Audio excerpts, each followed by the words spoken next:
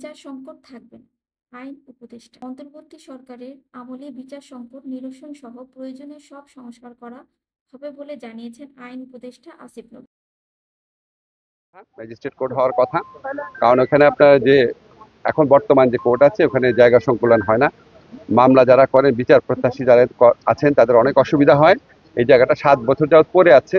আপনারা জানেন একটা নতুন বিল্ডিং করলে বিভিন্ন দিক থেকে আপত্তি আছে, আইনজীবীদের মধ্যেও আপত্তি আছে যে ওনারা একটা কোর্ট থেকে আরেকটা কোর্টে যেতে সমস্যা আছে এগুলি বলে। বাট আমরা সামগ্রিকভাবে উপকার যদি বেশি হয় অপকারের চেয়ে, তাহলে এখানে আমরা খুব দ্রুত বিল্ডিং নির্মাণ শুরু করব। আর আমাদের যে ছেলেরা আছে ওদের খেলাধুলার মাঠের দাবি আছে। আমি ওদেরকে বলেছি এই বান্দরবনে যে স্টেডিয়াম আছে সেখানে সব ধরনের সুযোগ সুবিধা করে দিতে, যাতে তারা যে কোনো সময় খেলতে পারে। আমি এখানে বলে দিচ্ছি তাদের জন্য পর্যাপ্ত পরিমাণ সরঞ্জাম দেওয়া হয়।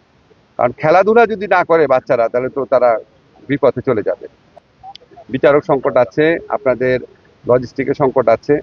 আমরা সবকিছু দেখার চেষ্টা করব। আমরা অল্প দিন হলো আসছি না, বুঝছেন না, এটা নিয়োগ দিতেও তো অনেকদিন সময় লাগে। বিচারক সংকট থাকবে না, আমরা সরকারে থাকতে থাকতেই সমস্যাটা মোকাবেলা করে যাচ্ছি। পারিবারিক আদালত নিয়ে বিচ্ছিন্নভাবে কিছু বলবো না, এটা আমরা ফ্যামিলি কোর্টে আমরা অনেক ধরনের চিন্তা করছি যে ফ্যামিলি কোর্টের মামলা যেগুলি আছে এগুলি আপনার চিন্তার পর্যায়ে আছে। কারণ বললে আবার অনেকে বললে শুরু করবে এটা সিদ্ধান্ত নাকি। চিন্তা আছে যে ফ্যামিলি কোর্টের মামলাগুলো প্রথমেই আপনার ইয়েতে দিয়ে দেওয়া যায় নাকি, সালিশে, ম্যান্ডেটরি আর কি, বাধ্যতামূলক ভাবে। সালিশ না হলে কোর্টে আসবে, তাহলে কোর্টের উপর চাপ কমবে। পারিবারিক আদালত গুলাকে আপনার মানে আরো অন্য ধরনের মামলা নিষ্পত্তির ক্ষেত্রে জাজদেরকে কাজে লাগানো যায় আরো বেশি করে, সেগুলি চিন্তা করে দেখছি। এগুলি কিন্তু আমরা যারা অংশীজন আছে তাদের সাথে আপনার মত বিনিময় করে সিদ্ধান্ত নিব। এখন কোনো সিদ্ধান্ত নেওয়া হয়নি, এটা প্রাথমিক চিন্তা।